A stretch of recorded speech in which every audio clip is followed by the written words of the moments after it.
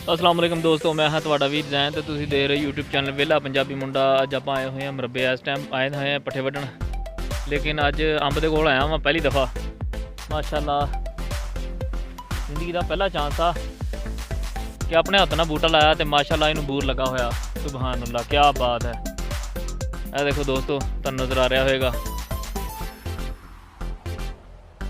कितना ज़बरदस्त माशाअल्लाह, कितना बूर लगा होया। ए साल इनू अंब लगणगे जी, अल्लाह खैर करे। ये है जी अपनी मेहनत का फल। जिन्नी ये मेहनत की है माशाअल्लाह, मेहनत की है ये रब ने पालिया, आपां थोड़ी पालिया वा।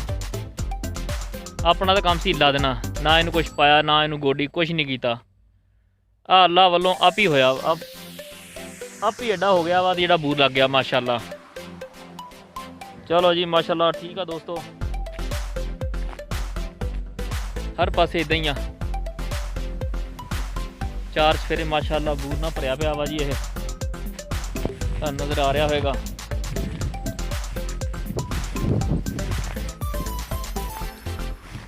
माशाअल्लाह क्या बात है, ज़बरदस्त। चलो ठीक है दोस्तों, आप मिलते हैं अगली वीडियो च।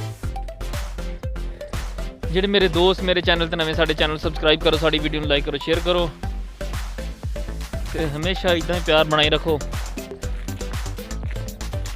ते दुआवां च याद रखा करो सानू भी। एक भी अपना बूटा तैयार हो रहा वा, ये भी अल्लाह रखे खैर आउंदे साल। उम्मीद तो बहुत है कि इनू भी फल लगेगा इंशाअल्लाह ताला। जिंदगी रही बा फजले खुदा। ओके जी, अल्लाह हाफिज़। फी मान ला, अपना ख्याल रखो बहुत ज़्यादा।